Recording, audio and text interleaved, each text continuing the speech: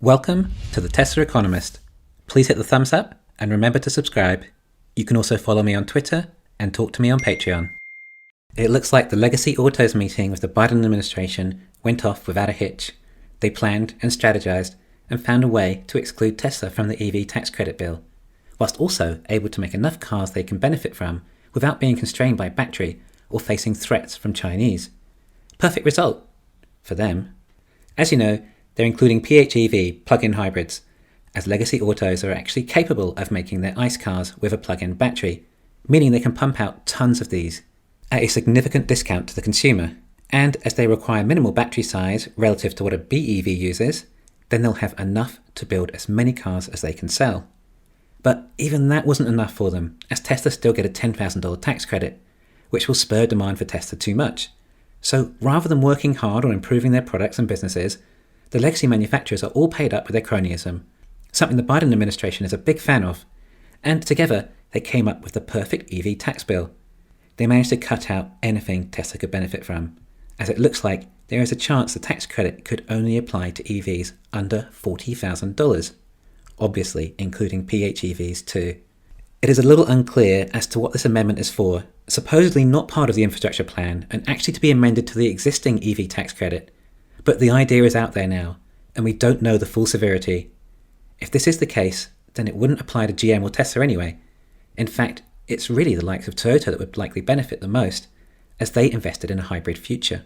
But there's still a chance it could be appended to the new EV bill too.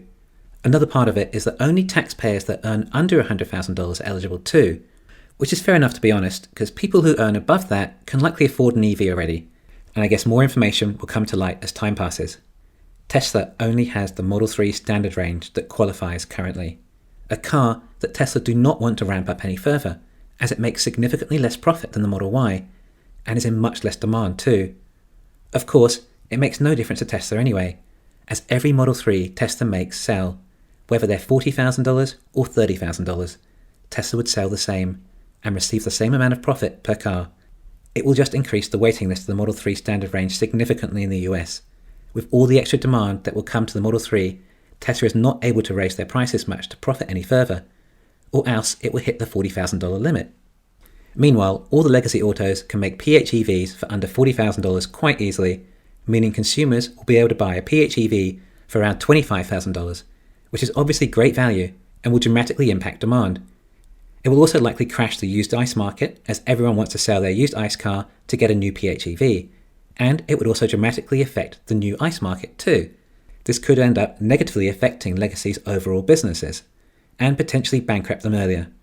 Yes, well, whenever governments get involved in the market, there are always consequences. The only other car Tesla have that qualifies is the single-motor Cybertruck.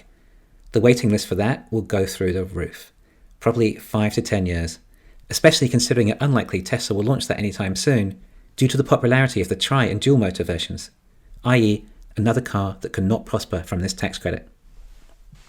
$40,000 is enough to stop the Model Y getting the credit, which will be the most popular best-selling car in the world as soon as Tesla can make enough of them, and never needed any incentive for people to buy. Tesla just make great products, which is a shame. Except, luckily for us, Elon and Tesla are pretty clever. As we always hear, everyone is playing checkers, and Elon is playing 3D chess. Canada did a similar thing on tax credits and excluded Tesla, so Tesla launched a more basic version with limited range to about 150 kilometers, thus making it impractical for many consumers. Well, Tesla can simply do something similar here again. They can introduce the Model Y standard range minus, with a limited range of about 100 miles, making it impractical for most consumers. Yet once you purchase it, you can simply upgrade with software update, and then it would have the full range of a Model Y standard range plus. The Model Y long range already has this feature, where you can pay for a software upgrade to improve performance. Of course, this does mean Tesla do need to reintroduce the Model Y standard range in the US, which they likely will, particularly as they can now run on LFP batteries. The government and legacy autos are doing everything they can to stop Tesla, but this is one force not to be reckoned with. Elon probably saw this coming 5 years ago, and has contingencies for it. Elon is like level 5 autonomy FSD when it comes to business. He's prepared for 1,000 different events at any one time. Tesla has shown they're very good at making the most of any tax credits available. There is no way they're going to let the biggest one yet slide. They'll most likely take the lion's share, And it must have been tough enough for everyone to come up with this plan, a plan which allows enough reasons to justify their actions without giving away too many of their motives. As Pierpont Morgan once said, a man always has two reasons for what he does, a good one and the real one. The future is fully electric.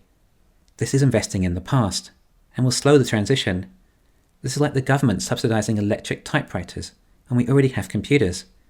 Adam Smith's invisible hand is how the market works best for consumers. Taxpayers are literally paying to prevent progress in their standard of living. They're talking about $100 billion for this. It only costs $20 billion to sort out homelessness in the US. It may change Tesla's strategy. Tesla might add a Model 3 line in Texas now too, using structural battery packs and front and rear diecasts, and just pump out standard range Model 3s to try and meet some of the new demand. Seriously, a $30,000 Tesla Model 3? Well, over half the US population can afford that. Texas capacity is highly underrated. After talking to some of the factory drone YouTubers, it looks like Texas could be closer to 5 million capacity. In fact, the only electric cars that really qualify for under $40,000 are the GM Volt, Nissan Leaf, Hyundai Kona and Ioniq, and Volkswagen ID4. Only one is American, and the others will only qualify for $7,500. In fact, the Volt would officially have a starting price of around $18,500, which would likely see a big spike in demand. Unfortunately for GM, they've not yet shown they're capable of mass producing an EV model, just like everyone else, except Tesla. So in fact, all these models will only be limited to perhaps around a maximum of 100,000 vehicles a year anyway. Meanwhile, it's not going to take Tesla a couple of years until they're into the millions, and under that $40,000 price tag if necessary. Okay, great, that's a relief. I was worried there for a second, but then forgot this is Tesla and Elon, and they know what they're doing. Then of course, the hallowed Model 2 might come around in a few years' time too, with a price tag of around $15,000 to $20,000 perhaps, after the credit. Well, that will be when they decide to end the tax bill completely. Can you imagine the demand for a car at that price point, and you don't have to pay for any fuel, even costs perhaps half as much to charge as a Model Y? And it's a Tesla, with all expected Tesla features. The cost of ownership would literally be less than taking the bus every day. Oh yeah, and of course it probably drive itself too. So you get the other extra benefit of watching Netflix for an hour a day while in traffic. Wow, Tesla really is the future, isn't it? So let's stop subsidizing the past already. But still, there is no reason you can't call your local congressmen and representatives and complain to them at how insane it is to subsidize PHEVs. They probably don't understand the difference. These people work for you. Their job is to make you happy so that you will re-elect them. We are allowed a future we want, not a future corporations want, solely to profit, whilst holding back innovation that improves our lives. Oh, and stops poisoning and killing us too. A cleaner, safer future. Thanks for listening. Please hit the thumbs up and subscribe. You can follow me on Twitter and talk to me on Patreon.